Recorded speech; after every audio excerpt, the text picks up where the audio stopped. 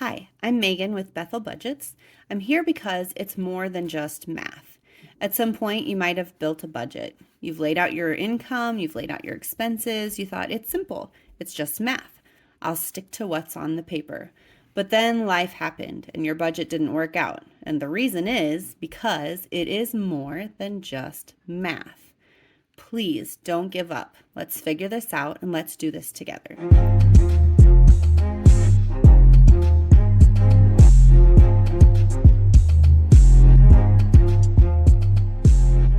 Part of figuring it out is just to keep going. You have to keep making your monthly budget. You have to look at what you did last month and then make adjustments for the next month. Today I'm going to walk you through building my monthly budget. I use my Remarkable to build my monthly budget each month. The more monthly budgets that you build, the faster you will get. I'm going to go pretty fast through my budget here. So if there's something that, a category you would like a better explanation for, or something that you want more information about, let me know in the comments and I will make another video explaining, because I'm here for you. I want you to learn. I want to do this together. I want to help you figure it out, because like I said, it is more than just math. So let's get started. This is my February budget. I'm going to zoom in just a little bit, I think, so you can see this better. This is, like I said, this is my Remarkable 2. I use this for everything. It's just like a notebook, but my paycheck comes on the 1st, and that is my only source of income this month. I just had surgery, so BioLife is no more, but if you need another source of income, I highly recommend BioLife. You're helping other people, you're helping save lives, but you're also making money while you're just sitting there reading a book. It's kind of a sweet gig. My husband gets paid on the 1st and the 15th. We'll add his income here, and then I can scooch this up just a little bit for you to see, and then we can add up, let's see, our total income then would be,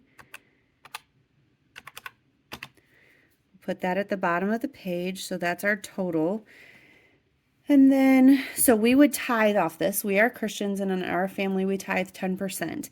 Now, I don't actually put a due date for this, because what I do is I look at my calendar and the Sundays after the 1st and the 15th. So I don't have a calendar in front of me right now. It would have been great to look that up before I started making this video, but I put in there on the closest Sundays to those, I have a reminder in my calendar, and I look up what actuals were. So I'm salary, but my husband is not. So I look up the actuals and I tithe off of that. So I'm going to put our planned amount in here, and the spent number will be different at the end of the month.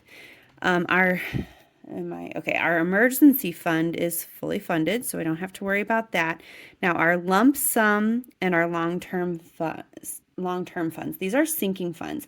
Sinking funds are something I'm going to put money into, and I do that religiously every month.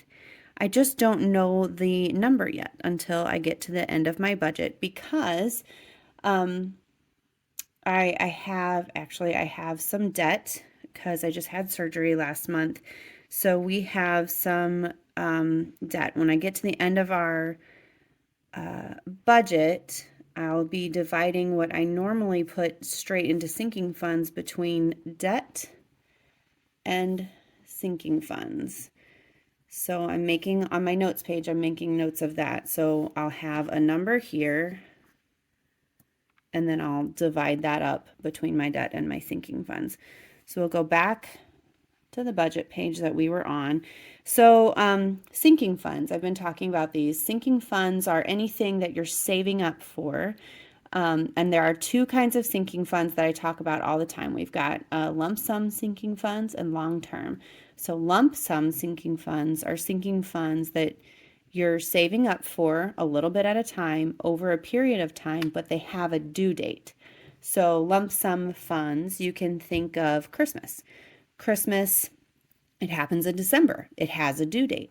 You know you have to save, say, $2,000 for Christmas, and you know that happens in December. So you have to divide $2,000 by however many months until you get there and put that much away every month until December. So that is a sinking fund that has a due date. So it's a lump sum fund. Now, long-term sinking funds, those are someday funds. Like someday I want to go on a cruise with my husband. So every month I put away a little bit of money to hopefully go on a cruise someday with him. So I can't actually, coming back to at the bottom of the page, just for easy adding later, I add up the total of each page. I can't really do that because I'm not done with this page, but I'll put a little note down here in the corner for 722 for that page. Going to the next page, water, sewer, trash comes out on the 7th of the month. Now that one for us is paid every other month, and it's usually like 220, but that isn't one that's the same every month. So I usually budget really high for that. And then on the months that it's paid, I can look back and I can either put that extra into my sinking funds, or I use it as a buffer. Sometimes, maybe I messed up my budget. Life happens. It's not just math. So sometimes I need that extra for something that I've maybe messed up on. Now, my natural gas and my electricity both come out on the 2nd, but those are budget billing, and they are the same amount every single month. If you are not set up for budget billing, I want you to go on their website right now and get yourself set up for budget billing. It's important that your numbers are as close to the same for every single month that you can have them be the same. Some people have balked at this, thinking, oh, well, once you get signed up for budget billing, they will never have your numbers go down. And I will tell you, so we originally bought our house in October. Last year, all of last year, our natural gas was $79, and this year it's going to be $65 because our usage went down, or the prices went down or something, but now we're at $65. And our electricity was $155, and then this October went down to $149. So they base it off of your year of usage. So you either get like a refund, sometimes you have to pay more, but they base it off of your year of usage, and then they average it out, so you're paying the same amount every single month. It's way better for your monthly budget and your when you're trying to save and you're trying to get out of debt than paying for, especially for natural gas. I mean, maybe it's $20 over the summer, and then 1 month over the winter it's $150, and that kind of gap is really hard when you're trying to budget. So back to our budget. My internet is due on the 10th, and right now that is really cheap for us due to some grants and things. Let's add up this category. We've got 150 plus 65 plus 149 plus 20 equals 384. Okay, groceries. We have a family of 6. Oh, let me scooch that up. We have a family of 6, and we do not eat cheap. I have celiacs and SIBO. We don't eat processed foods. My daughter is gluten-free, dairy-free. My son is dairy-free. We don't eat anything pretty much from a box. And our grocery category also includes, anything you buy at a grocery store, like toilet paper, our shampoo, our deodorant, all comes out of there. So for a family of 6, for us, it's $1,200 a month.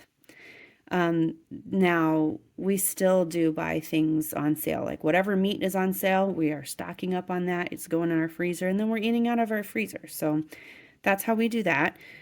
Family dining out. We think it's important to dine out as a family once a month. And then this gives us a little extra to,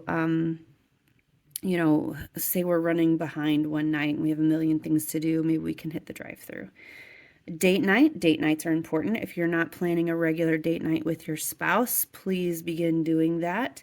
If you can't find space in your budget for that, free date nights.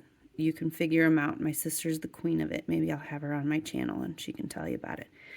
Fellowship for us, that is This is one of the things, it's not just math that I was telling you about, because we were finding we were blowing our dining out budget. We were with coffees and lunches with friends or colleagues. You could call this networking even, but we were blowing our budget and couldn't figure out why. And so we watched it over time and watched our patterns, watched our behaviors, watched our habits, and figured out, hey, we really this is what's happening. And so we created a budget, a line item called fellowship. And so we commit $100 a month to coffees and lunches with friends and colleagues. Now this next one is Jerry Dining Out. That's my husband's name, but he's starting his own business. So he's doing a lot of those, even more of those kinds of lunches and trainings and things like that. So I'm not putting anything in this category, but this is where I'm going to be adding things here as the month goes on to kind of monitor what our behaviors are so we started this a month, maybe 2 months ago, but I'm going to watch it for a couple months and see what kind of category we're developing here. So just like fellowship, this is going to help us to add that category if we need to, because we're watching our behaviors, because it's more than just math. So let's add up that category. Let's see, is this in camera view? Oops. I am so new to this. I had to have my 13-year-old come help me set all of this up today, so bear with me. Okay, so that's 1,700. We're eating a lot. But, as a family of 6, maybe it's not so bad. I don't know. Okay, so gas. This is another one. I'm watching our behaviors and habits on 300. I don't think we've actually hit the 300 in a couple of months, so I'm watching that one. Car wash. The really nice car wash by us, you can get the inside and the outside, and the mat's clean for $46. Now, we don't both get our cars washed. We take turns. So we'll total up that category. So I think this month is my turn, which I'm really excited about. So let's add up this page. We got 384 plus 1,700 plus 346, 2430. All right.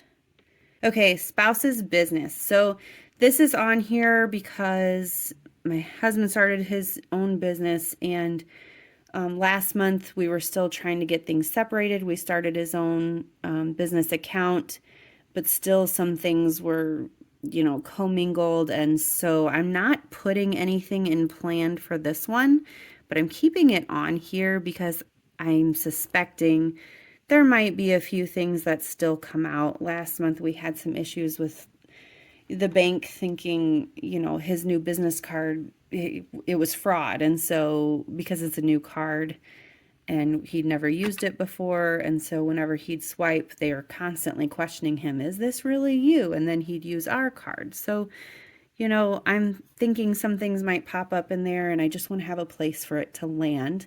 Because again, I'm watching our behaviors and our habits, because it's more than just math. Okay, phone bill comes out on the 11th. That's $69. Some of you are going to say, whoa, that's so low. You need to price shop that at least once a year. Shopping is, we do $150. This is for everything not groceries. So this is our Target, this is our Amazon. Hair and cosmetics. This is the kids' turn this month. We spend about $200 a month on hair. So one month it'll be my turn. I can go and get my hair colored and cut and all of the things. I go and get pampered. And then the next month everybody else gets their hair cut. So we kind of take turns with that. House clean, I'm not putting anything in that, but I keep it on my budget because I want to dream and hope and pray that someday I'm going to fit that into my budget. I'm going to be able to pay somebody to come clean my house. It's my dream. Okay, birthdays. I do have a sinking fund, a lump sum fund for birthdays, but I always put $100 in here because it never, ever fails. One of my kids is going to get invited to a birthday party. I know it, and it's going to be a surprise, and I'm not going to have any money for a birthday present. So I always keep that on hand. I don't feel like yeah, I did that right. Okay. So that category is $519. Childcare.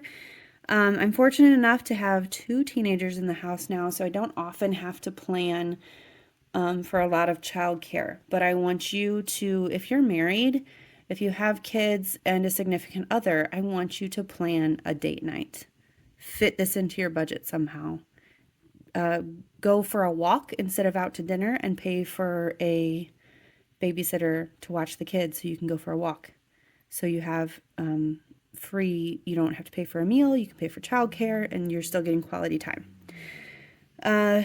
It's super important. Pet care.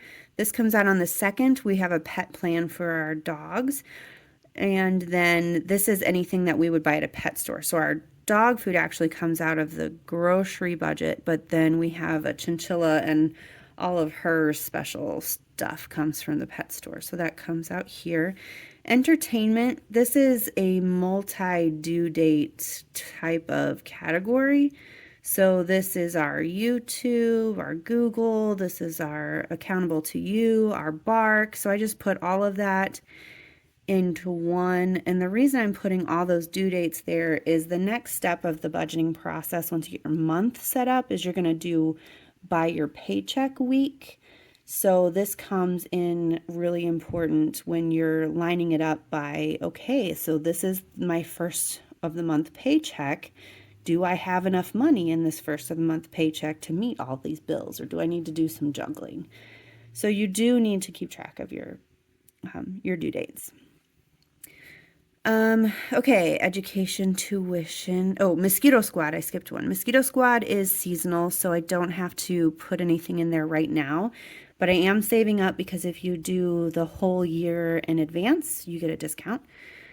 But that's coming up. That'll probably be on the budget because we do an extended season, so it'll probably be on there next month if you stick around and watch for my March video. Education, tuition, that comes out on the 17th. That's $742. Unplanned. This is one of those categories you're going to want to watch for my explanation video. Unplanned, that's where I dump anything that happens that I didn't plan for. So I should delete that line. I'm not planning anything for it, but something's going to happen because it always does. Life happens. It's not just math. Something's going to happen and I'm going to have money there in my spent category.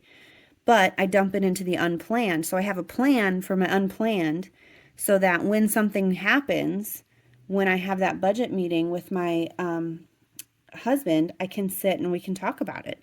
We can talk about what went wrong, and I can either build a sinking fund for it for next year, or we can come up with a plan for next month, or how we're going to dig ourselves out of that now. Okay, so let's calculate that. Let's see, 120 plus 81 plus 742. That's 943. Whoops. Can't hardly read my own handwriting. That's not going to be good later. Okay, the gym.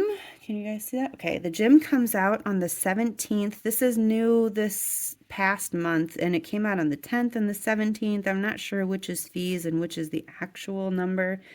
So I think that's the actual number.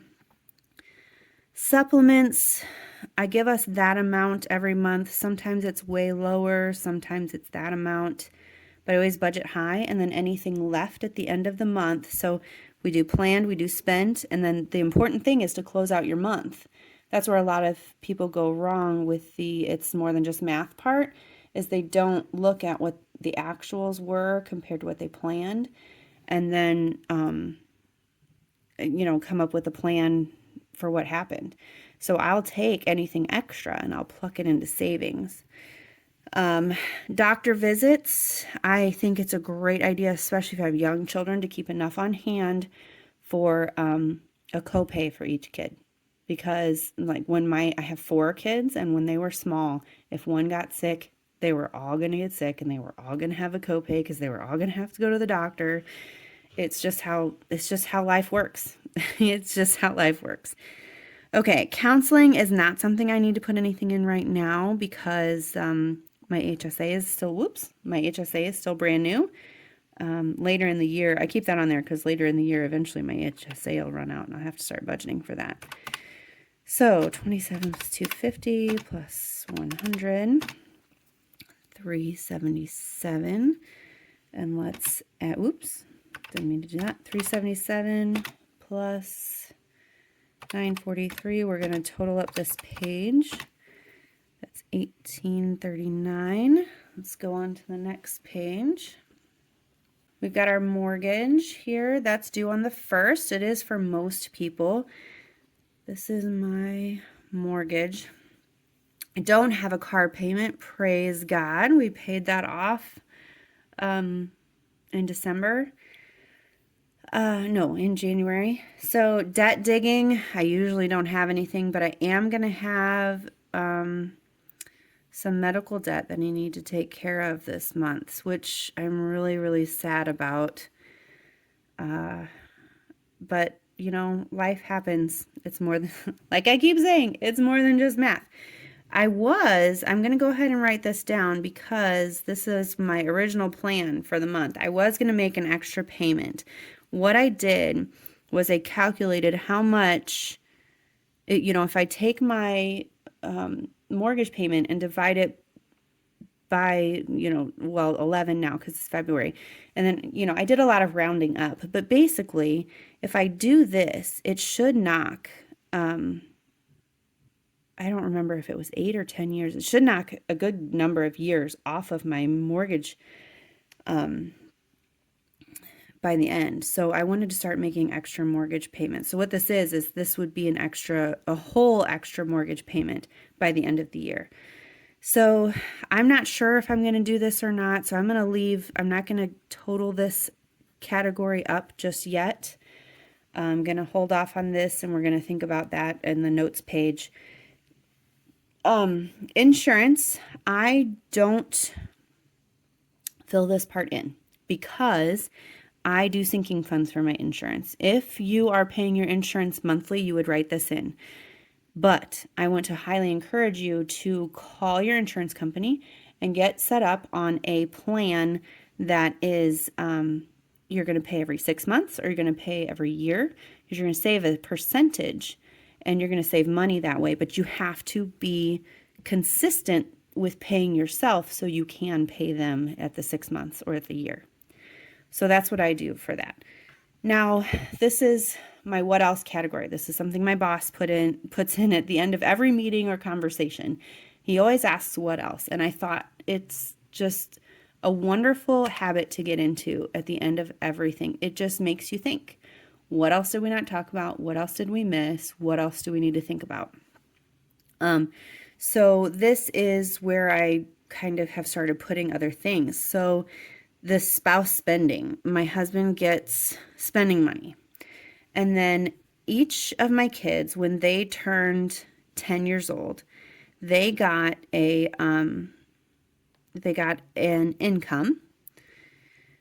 And I gave them each $10 a month when they turned 10 years old and a Chromebook.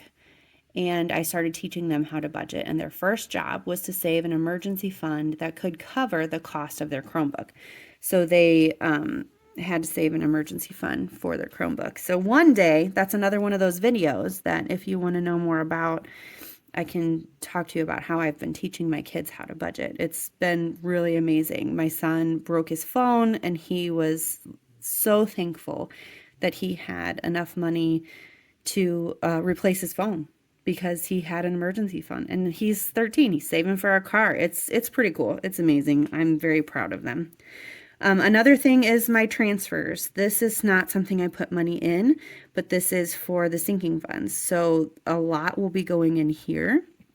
So for example, last month is where I did pay off the car insurance. I think it was like $653. So $653 went there, but it's transfers. So I transferred that money over from savings, put it in here. So it all, it equaled zero difference in the end. But that's how I keep track of my sinking funds. So I can explain that in another video. Let's total this up. Whoops, sorry. I keep hitting the camera, probably giving you guys seasickness or something. Okay, so we got 85 here plus the, oops, why did it do that? 85 plus 1497. We'll do 1580. 15, I did it again, 82. Okay, so we'll do 1582. Now what we're going to go do is we're going to total up. So our total planned income, this is our budgeting help. So our total planned income was 7224. So we're going to go add up our planned expenses. So far, we're not done on some of these pages. We got a hole here. So we got 1582 here. So 1582 plus 1839 plus 2430 plus 722. Now this is another hole because we weren't sure what we're going to put in lump sums. So that equals 6573, and we're going to subtract that from the 724. That gives us 651 to play with.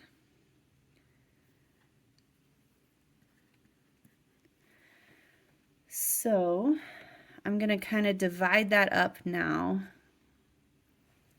I think what I'll do is I'll take half of that and give half of that to myself. So, and then I'll do half of it for debt. So what's 651 divided by 2? That's 325.5. So I'll do 326 for myself. So that leaves 325 over here for debt. So let's go back over there to those pages. So for lump sum funds, I'm doing 326. Oops, that's not on camera, is it? I'm so sorry. So that's 326. And if we do 326 plus 722, that equals 1048 for that page total. And then we'll go to the debt part, which is right here, the debt digging. So for medical debt, we're going to do 325. So now we can add that category up. I'm not going to do the 140. I think I want to talk to my husband, but I think while I'm paying off the medical debt, I will hold off on paying extra towards the house. I think he'll agree with that, but I will have our regular budget meeting and I'll talk to him about that just to make sure we're on the same page. Okay, so just for good measure, we'll add all these pages back up again and make sure we are coming out with a zero-based budget. It's important that you always account for every single dollar. You don't want extra dollars rolling around because you're going to spend them. 7224. So we planned $7,224 in income, and we planned $7,224 going out.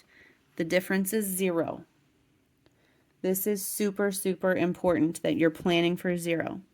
Now, at the end of February, we're going to come back out and I'll show you how to close out the budget, which means we'll go through and we're going to figure out what we actually spent and what the difference is in each category and what we're going to do with all of that extra money.